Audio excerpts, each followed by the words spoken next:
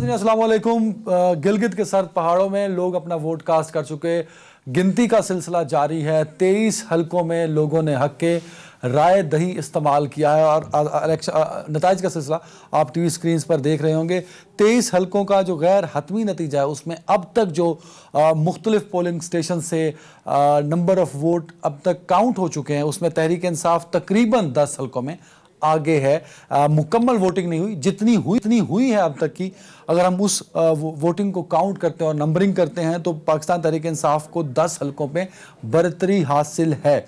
पाकिस्तान तहरीक इंसाफ ने अब तक जो वोट सामने आए हैं, जो काउंट हो चुके हैं, उसमें 8,359 वोट हासिल करके पीपल्स पीटीआई पहले नंबर पर है, जबकि पाकिस्तान मुस्लिम लीग नून और पीपल्स पार्टी को अब तक के काउंट किए गए वोटों में दूसरी दो हलकों में बरतरी हासिल है। आज़ाद उम्मीदवार भी में बरतरी लिए हुए हैं। पाकिस्तान पीपल्स पार्टी को अब तक जो काउंटेड वोट पड़े हैं वो 4,182 वोट हैं और पीपल्स पार्टी दूसरे नंबर पर है। पाकिस्तान मुस्लिम लीग नून को अब तक काउंटेड वोट जो हैं वो 2,092 वोट हैं और ये पाकिस्तान मुस्लिम लीग नून तीसरे नंबर पर है।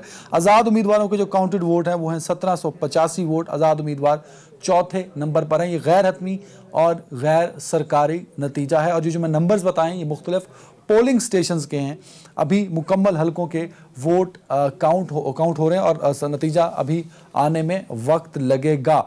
गिलगित बल्तिस्तान जिसका कुल रकबा 72,971 मुरब्बा किलोमीटर है, इसमें कुल रजिस्टर्ड वोट जो कि 2020 में जिन्होंने वोट कास्ट करना था उसकी तादाद 7,45,361 है, जिसमें मर्द वोटर्स की तादाद 4,05,363 है, खवातीन वोटर्स की तादाद 3,39,998 है। कुल हल्के जो हैं जिनमें इलेक्शन हो रहे हैं 24 हल्के हैं, एक पे नहीं हो रहे, 23 हल्कों में इंतखाबात हो रहे हैं।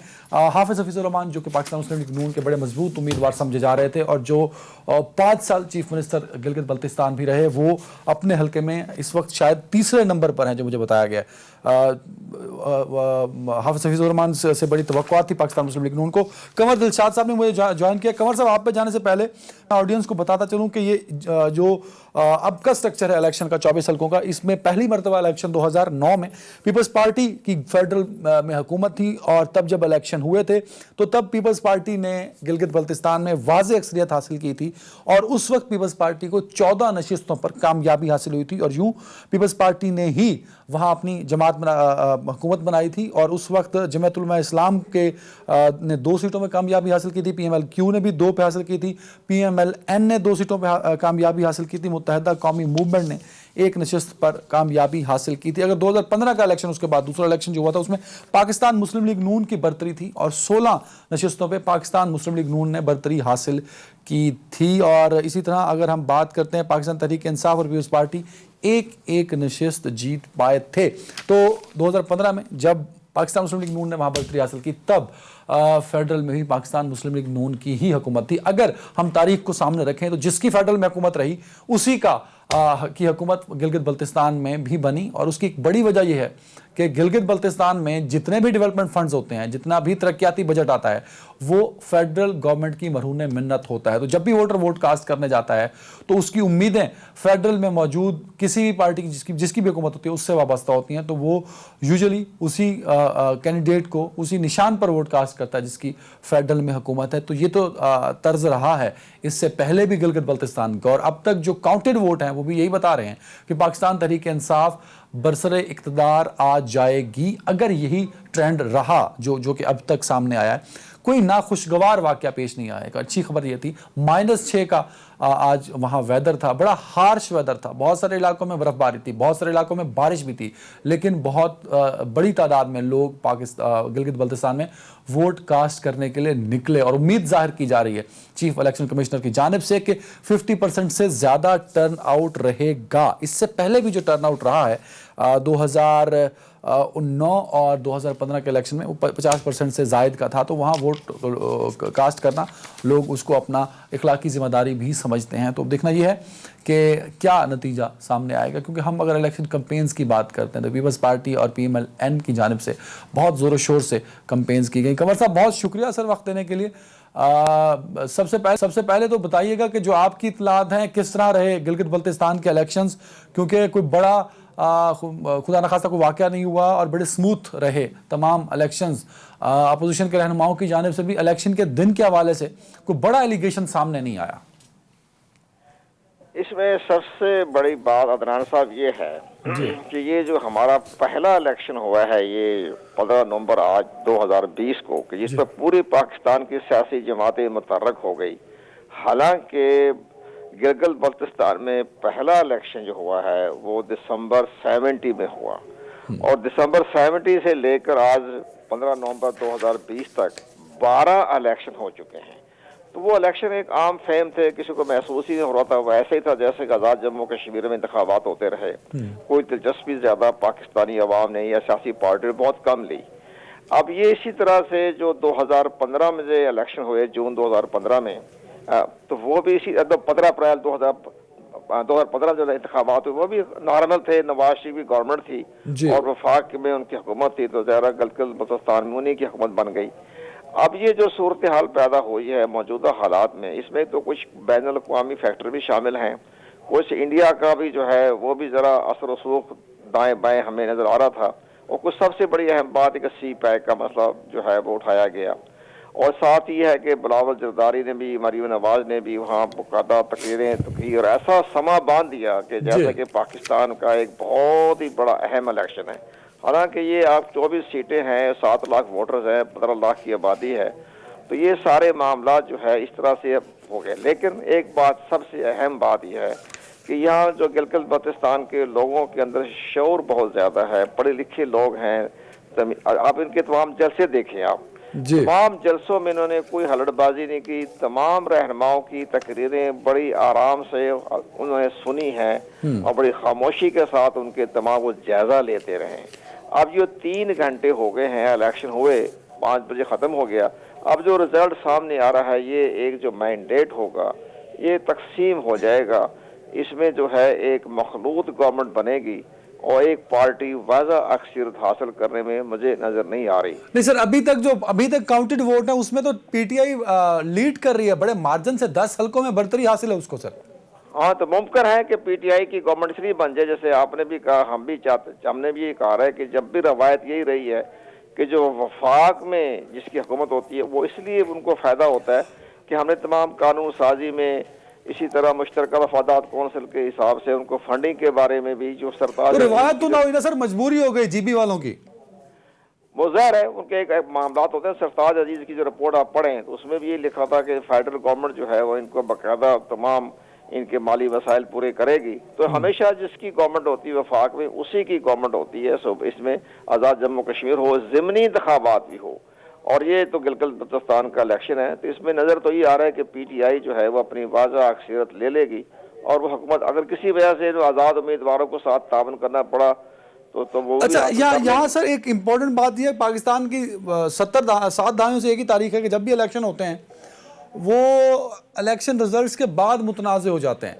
जो हमने अपोजिशन के लीडर से जब हार के बाद उनके रिस्पांस पूछा तो उन्होंने कहा कि जी इमरान खान साहब ने सूबे की अनाउंसमेंट की जो कि प्री पोल रिगिंग में आता है। इसी तरह अली अमीन गंडापुर के पास वजारत भी उनके पास है और वो ख़ुद वहाँ पर इलेक्शन कैंपेन चला रहे हैं जो कि शफाफियत पे एक बहुत बड़ा सवालिया निशान उठता है। इसी तरह तहरीक इंसाफ की जानिब से गो 15 के इलेक्शन में भी और 9 के इलेक्शन में ऐसा ही कुछ होता रहा, लेकिन ज़रूरी नहीं कि अगर एक माजी में आप गलतियाँ करते रहे या गैर कानूनी इक़दाम करते रहे तो मुस्तकबिल में भी माजी का हवाला देख के आप उसको दोहराते रहें।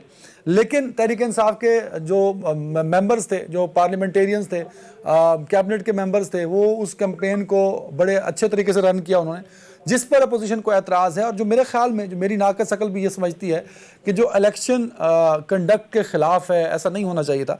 क्या ये ग्राउंड्स काफ़ी होंगे अपोजिशन, अगर खुदा ना खास्ता पीटीआई जीत जाती है, पीपल्स पार्टी और नून लीग हार जाते हैं, तो उनके पास ये ग्राउंड सफिशेंट होंगे टफ टाइम देने के लिए सर, और इलेक्शन पर एतराज़ करने के लिए नताइज पे? ये दुरुस्त है कि पीटीआई के बाज़ वज़रा ने जो ख़ास तौर पर अली अमीन गंडापुर ने जो बातें की हैं वो सब पाकिस्तान के तमाम सोशल मीडिया ने भी, सियासी हलकों ने भी, सिविल सोसाइटी ने भी उसकी मजम्मत की है।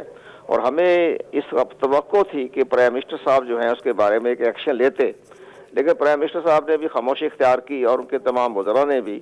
तो ये बहरहाल एक नापसंदीदा फेल था। लेकिन ये सबसे बड़ी जिम्मेदारी गिलगित बल्तिस्तान के इलेक्शन कमीशन पे आयद होती थी कि उन्होंने अपने कोड ऑफ कंडक्ट की जब सिरन खिलाफ वर्जी हो रही थी और नापसंदीदा गुफ्तगू हो रही थी तो उस पर उन्हें कार्रवाई करने का वो मजाज था। क्या कार्रवाई हो सकती थी सर? जो बयानात दिए अलीमीन गंडापुर ने, फॉर एग्जांपल कह रहा हूं आपको, किस तरह की कार्रवाई कर सकता था? इलेक्शन कमीशन कितना खुद मुख्तार है? पाकिस्तान का चीफ इलेक्शन कमीशन जो था वो उसको नाहिल करार देने की भी एक तजवीज पाकिस्तान इलेक्शन कमीशन को भिजवा सकता था कि उनके भी आपके इन्होंने ये बात आप अपने कोड ऑफ कंडक्ट के तहत इनकी अपने कार्रवाई करें, क्योंकि गिलगित बल्तिस्तान ने वही कोड ऑफ कंडक्ट इख्तियार किया है जो पाकिस्तान इलेक्शन कमीशन का कोड ऑफ कंडक्ट था। और यहाँ तक कि जो इलेक्शन एक्ट 2017 जो पाकिस्तान का इलेक्शन लॉ है वही उन्होंने उसको अपनाया, अडॉप्ट किया। तो उसकी रोशनी में वो कार्रवाई करने के मिजाज थे और उनके सामने बड़ी मसाले मौजूद हैं कि हमारे प्राइम मिनिस्टर पाकिस्तान जो थे वो एक कंडोलेंस करने के लिए, ताजिद के लिए चले गए थे सखर में। तो लेकर इलेक्शन कमीशन पाकिस्तान के उस वक्त के चीफ इलेक्शन कमीशन सरदार रजा ने सख्त एक्शन लिया और उनको तलब कर लिया इलेक्शन कमीशन पाकिस्तान में कि आप वहाँ क्यों गए। तो उन्होंने बड़ी वजाहत की, उनके वकला पेश हुए, तो बहरहाल उन्होंने बाद में उसको उनके रफा दफा कर दिया, लेकिन एक्शन लिया उन्होंने। इसी तरह जब उन्होंने एक तो अपने मैं ये समझूं आपके जवाब से ये तासुर मुझे मिल रहा है कि वहां के इलेक्शन कमीशन ने पीटीआई के वुज़रा को अकोमोडेट किया है, ओवरलुक कर गए हैं रूल्स को और लॉज को। नहीं,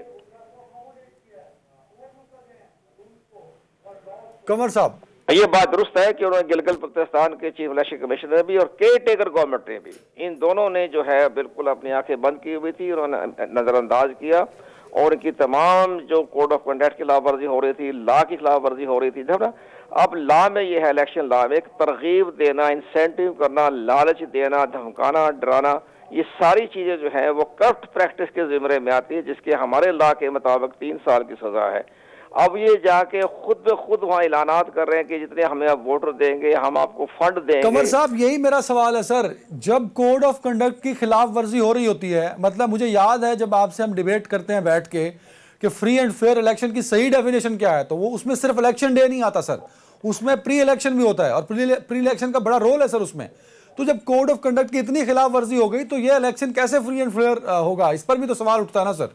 नहीं, ये ज़ाहिर है, इसके बारे में हमें जो हमारा नॉलेज है या इदराक है उसके मुताबिक तो अगर ये अपोजिशन जमातें जो है अपने सुप्रीम कोर्ट ऑफ पाकिस्तान के आर्टिकल 184(3) के तहत भी दरखास्त दे दें तो वो एक बड़ा सीरियस मसला पैदा होने का इम्कान है। एक बड़ी बात, सबसे बड़ी अहम बात यह है कि जो 18 जनवरी 2019 को चीफ जस्टिस ऑफ पाकिस्तान जो थे उस वक्त के साकिब निसार साहब, उन्होंने एक जजमेंट दी थी जिसमें लाहे अमल, तरीका, टर्म और रेफरेंस बताया था कि गिलगित बल्तिस्तान का चीफ इलेक्शन कमीशन का तकर्रुर कैसे किया जाए, चीफ ऑफ कोर्ट का कैसे होना चाहिए और केयर टेकर गवर्नमेंट कैसे बननी चाहिए। तो अब ये जो सिस्टम आया है, ये चीफ जस्टिस ऑफ पाकिस्तान जो थे, जो 18 जनवरी 2019 के हकामात जजमेंट से वो जो है इनराफ किया है, उन्होंने उस पर नजरअंदाज किया है। अब अगर ये सियासी जमातें, सिविल सोसाइटियाँ को जाके सुप्रीम कोर्ट ऑफ पाकिस्तान में आर्टिकल 184 के तहत भी वो केस जो है वो दायर कर सकती है कि कोड ऑफ कंडक्ट की खिलाफ वर्जी की गई, लॉ के किया गया, लालच दिया गया, तरकीब दिया गया, धमकाया गया, उसके बारे में supreme court of Pakistan action लेने का मुमकिन है। एक्शन ले या तो सोचे, लेकिन दरख्वास्त दायर करने में हमारी इनकी जो वकला है वो अपनी दानिशमंदी से कर सकते हैं। ये तो हमारी एक नाकिस राय है ना, हमारी अपनी एक तजर्बा का या अपने पुराने तजर्बे के मुताबिक हम बात कर रहे हैं, इसमें नाकिस राय हमारी है कि वो कार्रवाई हो। लेकिन हम इन अपोजिशन के जो लीडरान थे तकरीर तो बड़ी करते रहे, तो उन्होंने ये नहीं कहा कि चीफ जस्टिस ऑफ पाकिस्तान ने जो एक जजमेंट दी थी 18 जनवरी 2019 को, उसके मुताबिक तो इलेक्शन कमीशन नहीं बन रहा, उसके मुताबिक गवर्नमेंट नहीं बन रही, उसके मुताबिक चीफ ऑफ द कोर्ट नहीं बन रहा। तो ये किसी सियासी लीडर ने नहीं कहा। तो मुमकिन है सुप्रीम कोर्ट ऑफ पाकिस्तान पूछे भी आपने अपने इलेक्शन कैंपेन के दिनों में ये तमाम बातें क्यों नहीं उठाई, ये हमारे पास क्यों नहीं आए।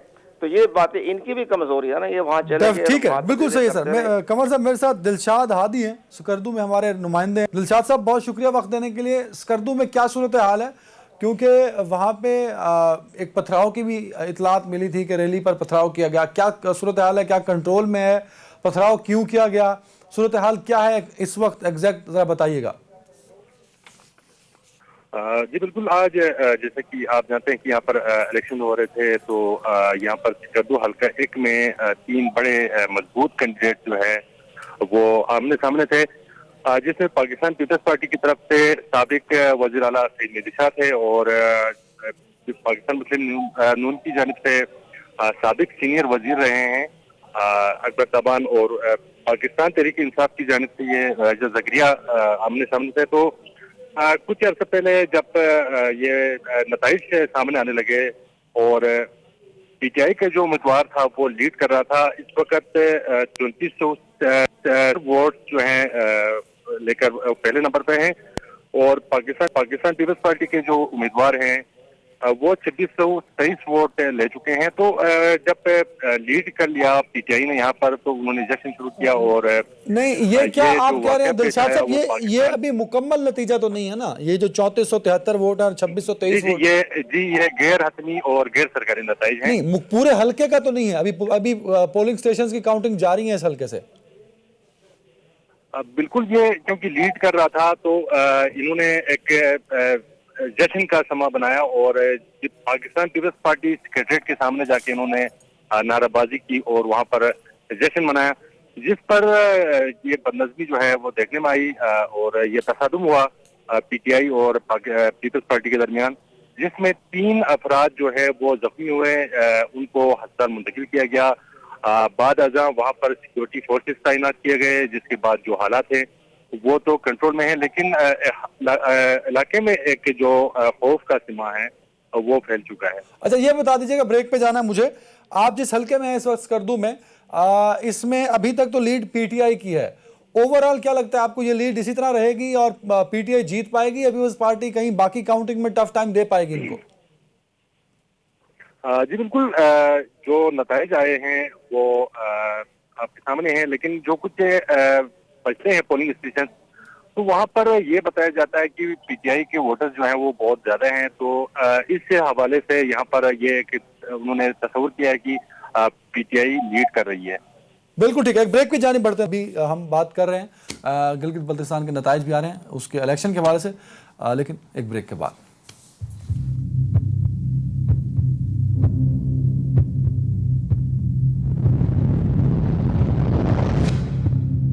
Welcome back. उस्मान सईद बसरा साहब ने पाकिस्तान तहरीक इंसाफ से मुझे ज्वाइन किया है, जनरल अमजद शोएब साहब ने मुझे ज्वाइन किया, दोनों का बहुत शुक्रिया। बसरा साहब, आपकी तरफ आ रहा हूं सर, अभी तक के नताइज जो हैं गिलगित बल्तिस्तान में आपकी पार्टी पहले नंबर पर जा रही है, लेकिन जब हम अपोजिशन की जानिब से बात करते हैं तो उनकी जानिब से एक वाज़ेह एतराज़ पिछले कई दिनों से है, वो आपके वफाकी वज़रा की जानिब से उस इलेक्शन कैंपेन का हिस्सा बनना, वहाँ जाके तरक्याती मंसूबों का ऐलान करना, फिर प्राइम मिनिस्टर का जहाँ वहाँ जाके सूबा बनाने का ऐलान कर देना, क्योंकि सूबा बनाने का तो बड़ा एक उनका बुनियादी मुतालबा है और वो कई सालों से वो मुतालबा कर रहे हैं।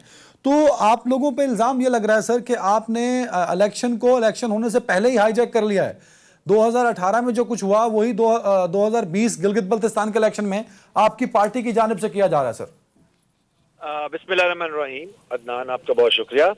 देखिए, आज गिलगित बल्तिस्तान के अंदर इलेक्शन है आने वाली हुकूमत के चुनाव के लिए जी, लेकिन ये इलेक्शन दरअसल एक रेफरेंडम भी है।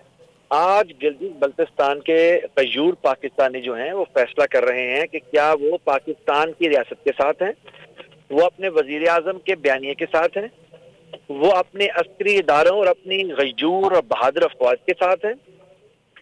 आज उन्होंने फैसला करना है कि क्या पाकिस्तान के लोग अपने वजीर आजम के बयानिए और उनकी तमाम जारी जो मामलात हैं उसकी तायीद करते हैं जी, या वो भारत के गैर एलानिया सफीरों के साथ खड़े हैं। आज ये रेफरेंडम है। नहीं सर, ये मैं बसरा साहब ना करें ऐसा, बसरा साहब ना करें। अभी तक के वोट में जो 4182 लोगों ने आपके एंटी वोट कास्ट किया पीपल्स पार्टी को और 2092 लोगों ने आपके एंटी नून लीग को वोट कास्ट किया, तो वो कहीं हिंदुस्तान के बयानिए के साथ खड़े। मैं कम से कम इस बात से पे एहतजाज करूंगा आपके सामने, मत आप गद्दारी के सर्टिफिकेट बांटिए सर, खुदा का नाम है। देखिए, सुन लीजिए सर, देखिए मसला ये है कि एक तो आप फौरी तौर पे गद्दारी वाला स्विच आपका ऑन हो जाता है। आपकी खिदमत के लिए अर्ज है कि जब मीर जाफर और मीर सादक जो थे वो सुल्तान टीपू के दरबार में थे, उनको भी जब गद्दार कहा जाता था उनकी मौजूदगी में, बहुत से लोगों ने कहा कि सुल्तान ये गद्दार हैं, तो वो तड़प उठते थे। देखिए, हम ये नहीं कह रहे कि ये लोग भाई ये स्टैंडर्ड बसरा साहब आप लोग तो नहीं बना सकते ना कि आपकी पार्टी का बयानिया पाकिस्तानी बयानिया और दूसरी पार्टियों का बयानिया वो भारत का बयानिया है। मतलब आपको किसने ये इख्तियार दिया? अगर मैं साबित ना करूं तो आप मुझे मेरा गिरेबान पकड़ लीजिएगा। आप मुझे बताइए कि पाकिस्तान की फौज सियासत करती है, प्रोफेशनल आर्मी नहीं, ये किसका बयानिया है? हिंदुस्तान का। आप मुझे बताइए कि पाकिस्तान की फौज जो है वो इंटरफेरेंस करती है इक़्तिदार के अंदर, किसका बयानिया है? पाकिस्तान की फौज गैर प्रोफेशनल है, किसका बयानिया है? हम तो कह रहे हैं कि आप हिंदुस्तान के बयानिए के प्रोपोगेटर और सफीर हैं। हमने कहा आप गद्दार हैं। अच्छा, हिंदुस्तान के पाकिस्तान में मुदाखलत और दहशत गर्दाना तंजीमों के साथ रवाबित और फंडिंग के आप कहते हैं कि जी ना पेश करें दुनिया के सामने शवाहिद, ये किसका बयानिया है? ये कौन कह सकता है?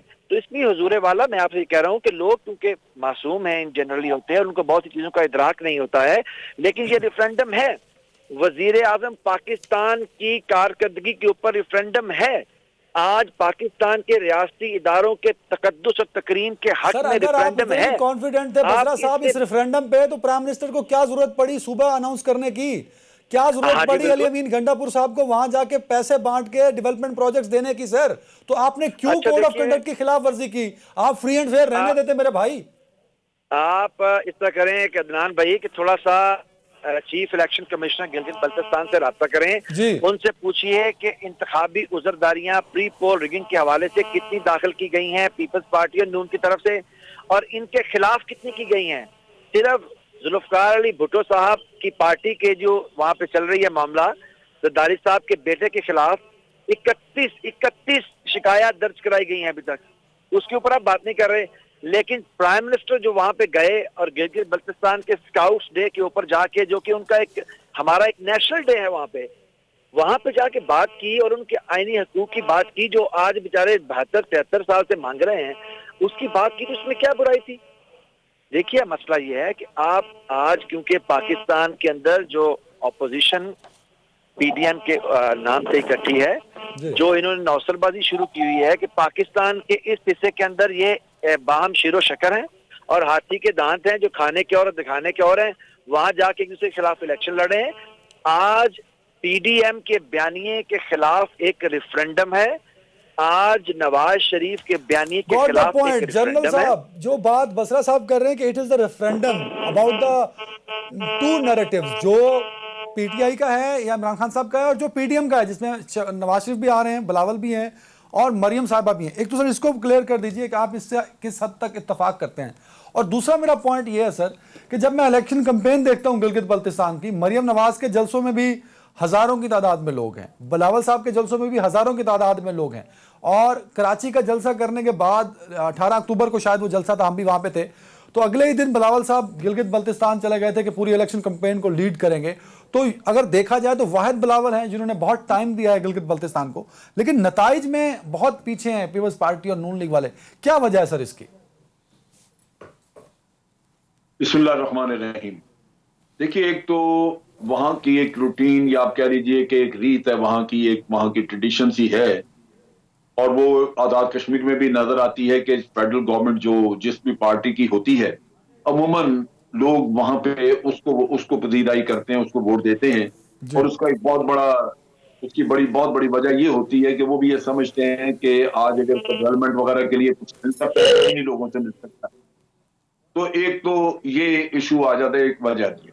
दूसरा ये है कि वहां पे अभी ये सूबे का जैसे इन्होंने ऐलान किया, सूबा मिल तो नहीं गया, क्योंकि उसके लिए तो आपने आइन में तरमीम करनी है, दूसरी पार्टियों का भी रोल है, वो लाजमन आप जाएंगे पार्लियामेंट में और वहीं से करवाएंगे। लेकिन एक चीज वाज़ेह है कि पीटीआई में अट्रैक्शन मौजूद थी लोगों में, वहां पे सूबे के उसके दर्जे की वादा करने की वजह से भी, और वैसे भी ये जो पीछे कुछ पीरियड गुजरा है उसमें नून लीग की हुकूमत, नून लीग की हुकूमत कता कलामी की माफी डिलीवर नहीं किया वहां पे, नहीं सर, कता कलामी की माफी नहीं किया। पीटीआई की अगर हम चारों सूबों में हुकूमत देखें, फेडरल में देखें, एक भी वादा पूरा नहीं हुआ। महंगाई ने तारीख के सारे रिकॉर्ड तोड़ दिए, करेंसी का बेड़ा गर्क हो गया, इकोनॉमी डूब गई। तो क्या मतलब अट्रैक्शन क्या नजर आई गिलगित बल्तिस्तान वालों को सर? देखिए, इस पे भी प्रोपेगेंडा बड़ा किया गया।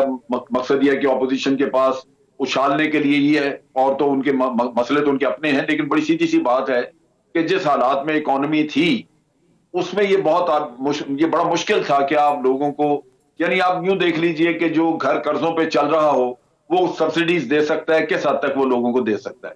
तो ये मुल्क तो अभी बिल्कुल कर्जों पे चल रहा है। जो हालात हैं यहाँ पे वो तो ऐसे नहीं है कि आप यहाँ पे बहुत कुछ करके दे दें लोगों के लिए, उनको बड़ी सहूलतें हो जाएं, और ये अगर ये हुकूमत चली जाए, कोई और भी आ जाए, तो मेरा नहीं ख्याल कि वो इसमें कोई तब्दीली ला सकते हैं। ये एक लंबे वक्त का किस्सा है कि आपके मसाइल हल हों इकोनॉमी के और फिर आपको लोगों के लिए रिलीफ दे सकें, वो तो चीज चलेगी। लेकिन बात यह है कि वहां पे बड़ा इंपॉर्टेंट चीज जो है वो ये है कि वहां पे हमने सब्सिडीज दी हुई है काफी सारी चीजों पे, गंदम पे भी है, फ्यूल पे भी है, ये वहां पे गिलगित बल्तिस्तान में, और वो मेंटेन करनी, जो पार्टी उसका वादा करती है, अगर इन्होंने किया है कि हम ये सब्सिडीज आपकी वेव ऑफ नहीं करेंगे सूबा बनने के बाद भी, तो वो लोग वोट देंगे, क्योंकि इस वक्त उनका इंटरेस्ट ये है कि जो कुछ उनको ऑलरेडी मिला हुआ है वो कायम रहे।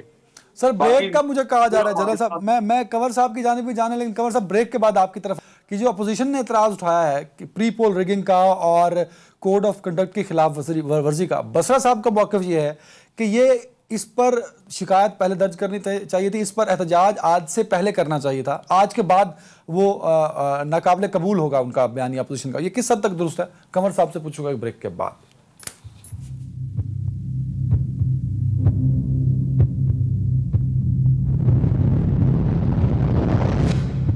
वेलकम बैक कंवर दिलशाद साहब। सर बड़ा इंपॉर्टेंट पॉइंट है बसरा साहब ने उठाया, इनसे तो वैसे मुझे इख्तलाफ ही रहा है हमेशा, लेकिन ये बड़ा वैलिड पॉइंट है कि अगर अपोजिशन को एतराज थे कोड ऑफ कंडक्ट पे, जिसका तज़किरा हम पहले भी कर चुके थे।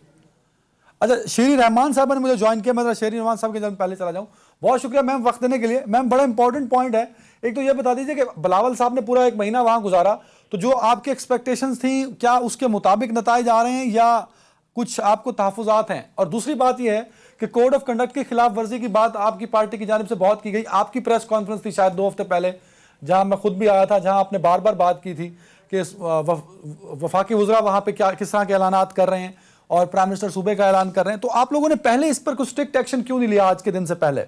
2 चीजें। मतलब स्ट्रिक्ट एक्शन क्या लेना था, जब हम, आप खुद मुझसे बता रहे हैं कि 2 हफ्ते से हम मुतालबा कर रहे हैं, सबके तवस्सुत से ये बात हो रही है कि ये वफाकी वज़रा वहाँ उतरे हुए हैं और बिल्कुल गलत इस्तेमाल कर रहे हैं वफाकी वसाइल का, जो खुली खिलाफ वर्जी है आइन की और दुनिया भर के इलेक्शन के लॉज की। भाई ये कहना कि पाकिस्तान के पब्लिक ऑफिस होल्डर्स और वफाक के और गिलगित बल्तिस्तान के रिश्ते में एक हैं, तो ये तो बिल्कुल गलत बात है और इसको हम चैलेंज करते हैं। मैं बिल्कुल इसको चैलेंज करती हूँ, ये तो गलत सपोजिशन है बिल्कुल कि पब्लिक ऑफिस होल्डर एमएनए या सेनेटर के वही असर वसूख है जो वफाकी हुकूमत का होता है, वफाकी वज़रा का होता है गिलगित बल्तिस्तान में, जब सबको पता है कि सारी फंडिंग वफाक से होती है। तो मतलब ये तो नॉर्मल इलेक्शन तो नहीं है। हम जितना कोशिश करें इसे कौमी धारे में लाने का, बल्कि सारी तहरीक ही इसी बात की है। ये तो नहीं कोई कह सकता कि वो पब्लिक ऑफिस होल्डर का डेफिनेशन वही होना चाहिए, ये अपील होना चाहिए और किया हुआ है हमने अपील। लेकिन मैम अब तो इलेक्शन हो गया, मतलब कुछ लोग अब तो आप मुझसे पूछ रहे हैं आपने पहले क्यों नहीं बात की, खुद कह रहे हैं कि एतराफ कर रहे हैं कि मैं दोबारा सवाल फ्रेम कर देता हूं मैम।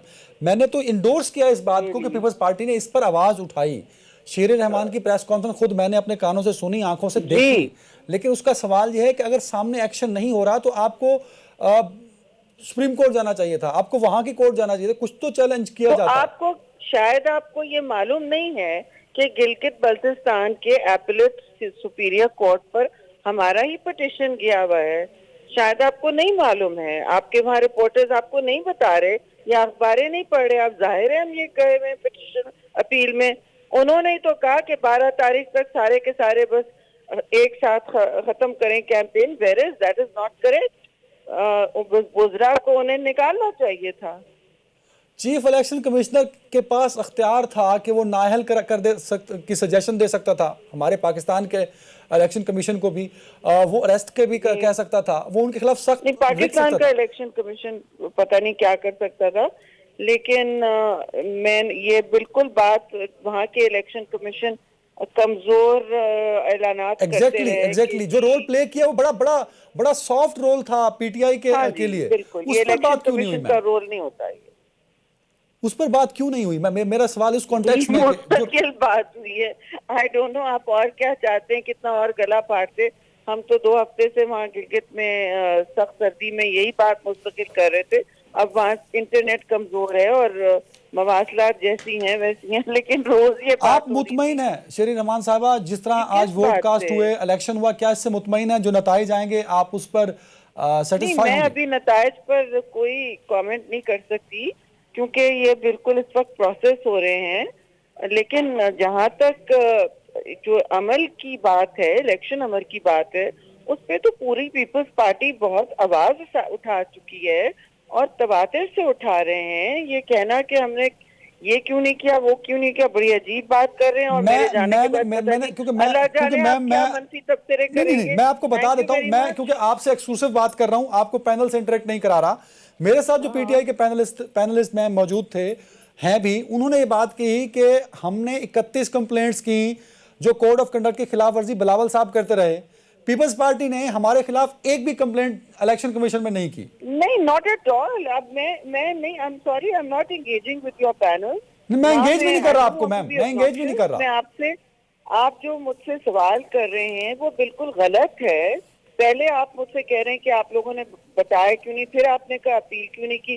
दोनों गलत बातें। ये आप कह रहे हैं पीटीआई की तर्जुमानी तो ना करें, बिल्कुल गलत कह रहे हैं ये लोग। और किस बुनियाद पे इन्होंने बिलावल भुट्टो ज़रदारी की वहाँ कैंपेन के खिलाफ वो गॉट द पॉइंट। आखिरी सवाल का शरी मैम, एग्जैक्टली ऑन व्हाट?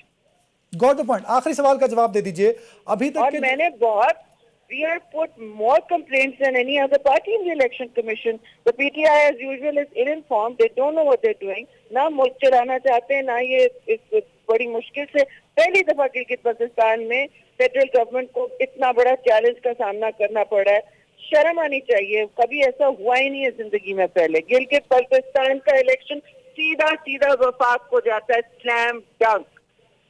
अगर मैं आपकी इस बात को मान लूं मैम, तो क्या जो नताइज होंगे गिलगित बल्तिस्तान के इलेक्शन के, क्या उन नताइज को सामने रखते हुए मैं कह दूं कि इट इज द रेफरेंडम और ये नताइज या पीटीआई के बयानी को सपोर्ट कर रहे हैं या पीडीएम या पीपल्स पार्टी और नून लीग के बयानी को सपोर्ट कर रहे हैं? ये नताइज पूरे पाकिस्तान में। ये बिल्कुल इन पर अदम एतमाद। अगर ये जीत भी गए, खुदा ना खास्ता, जो मैं समझती हूँ नहीं होगा, अगर ये काउंटिंग सही हुई है, ऑब्जर्वर्स को अंदर आने दें जो हमारी मुस्तकिल से मुतालबा है, फिर आप कहेंगे आपने मुतालबा क्यों नहीं किया। मैं आपके तो असर से कह रही हूँ, पक्का मुतालबा किया हुआ है। ये देख लें कि ये कभी जिंदगी में गिलगित बल्तिस्तान का जो स्ट्रक्चर है इस वक्त लेजिस्लेटिव काउंसिल का, कि एक एक पैसा वहां से आता है। बिल्कुल ठीक है, गॉट द पॉइंट। टाइम खत्म हो रहा है मेरे पास। Usman Saeed Basra sahab, they are being challenged. Got the point. Usman Saeed Basra sahab, मैंने पॉइंट क्लियर करा दिए। जो एलिगेशन आपने उठाया, मैंने पीपल्स पार्टी से वही सवाल पूछ के आपको वाजे कर दिया। कोड ऑफ कंडक्ट की खिलाफ वर्जी आप लोगों की जानिब से हो रही थी और उस पर इलेक्शन कमीशन ने नहीं सुनी पीपल्स पार्टी की। बसरा साहब, बसरा साहब की आवाज नहीं है मेरे पास। जी बसरा साहब, अभी आवाज आ रही है आपको? जी आ रही है, बोलिए बोलिए बोलिए। मैं ये कह रहा हूं कि मेरे ख्याल में इन्होंने शीरी रहमान साहबा ने पहले सबसे ये है कि वो कह रही है कि मैं पैनलिस्ट के साथ इंटरेक्ट नहीं करूंगी, तो मेरे ख्याल में आपने सुना क्या करें जो इंटरेक्ट करना नहीं चाहते। पैनलिस्ट के अंदर बड़े मौजूद लोग बैठे हुए हैं, ये नहीं कि आप पैनलिस्ट से इंटरेक्ट नहीं करेंगी। दूसरी बात है, मैंने नहीं कहा कि बिलावल के खिलाफ कितनी कंप्लेंट्स है। ये chief election commissioner Gilgit Baltistan ने इस्लामाबाद के अंदर एक प्रेस कॉन्फ्रेंस में कहा कि 31 पीपल्स पार्टी के खिलाफ हमारे पास शिकायत आई है। अगर इलेक्शन में किसी को शिकायत है, उसका एक ड्यू प्रोसेस मौजूद है, उसमें प्लेटफॉर्म मौजूद है, जाइए वहां जाके एड्रेस कीजिए। अभी थोड़ी देर पहले भी गिलगित बल्तिस्तान के चीफ इलेक्शन कमिश्नर ने ये आके रिक्वेस्ट की टेलीविजन के ऊपर कि कुछ सियासी जमातों के लीडर इलेक्शन को कंट्रोवर्शियल कर रहे हैं ट्विटर के ऊपर बैठ के। उनसे गुजारिश है कि वो मैदान के अंदर कोई मामला है तो आके हमें कंप्लेन करें। बिल्कुल ठीक है। कमर दिलशाद साहब, क्या अपोजिशन के पास या हार जाने वाली पार्टी के पास ऑप्शन होगा कि इलेक्शन के नताइज तस्लीम ना करे? सर कमर साहब, असूली तौर पर ये कहना कि भाई ये जो आपका गिलगित बल्तिस्तान का जो इलेक्शन है ये रेफरेंडम है, तो रेफरेंडम के ज़िम्मे में तो आता ही नहीं है। 7.5 लाख वोटर्स हैं और तकरीबन 3.5 लाख वोटर तो कास्ट हुए हैं। तो ये पाकिस्तान की कॉन्स्टिट्यूंसी के 2 पाकिस्तान की कौमी असम्बली के बराबर हैं। अब 2 कौमी असम्बली के जो बराबर है तो पाकिस्तान का रेफरेंडम कैसे हो गया? ये तो एक इलाकाई एक इलेक्शन हुए हैं। लेकिन जहां तक कोड ऑफ कंडक्ट की खिलाफ वर्जी की गई है, तो अब ये कबल वक्त तो पहले कहना चाहिए था, जैसे आपने भी कहा, मैंने भी कहा। बिल्कुल ठीक है। अब चीफ इलेक्शन कमिश्नर जो है उसने भी ये कहा कि मेरे पास कंप्लेंट जनरल नहीं आई अमजद है। शुएब साहब, क्या आपको लगता है कि पीपल्स पार्टी नून लीग मिलके गिलगित बल्तिस्तान में हुकूमत बना पाएंगे? अगर ना बना पाए तो रिएक्शन क्या होगा? क्या इलेक्शन नताइज को तस्लीम कर लेंगी पीपल्स पार्टी और नून लीग? नहीं, जनरल साहब, देखिए मिलके हुकूमत बनाने की पॉसिबिलिटी तो मौजूद है, वो पॉसिबिलिटी तो मौजूद है, लेकिन दूसरी तरफ आप ये देखिए जो मोहतरमा कह के गई हैं, शेरी रहमान ने जो बातें की हैं उनमें आपने एक चीज नोट नहीं की। उन्होंने कहा कि तो बड़ा चैलेंज है वहां पे, कि ये इलेक्शन हमेशा सर आवाज का प्रॉब्लम आ रहा है। बहुत शुक्रिया मेरे तमाम मुअज़्ज़िज़ मेहमानों का। नाज़रीन अपना ख्याल रखिएगा और पब्लिक देखते रहिएगा ताकि आपको पता लग सके गिलगित बल्तिस्तान के नताइज किस सिमत जा रहे हैं। आज का शो यहीं तक, अपना ख्याल रखिएगा। अल्लाह हाफ़िज़।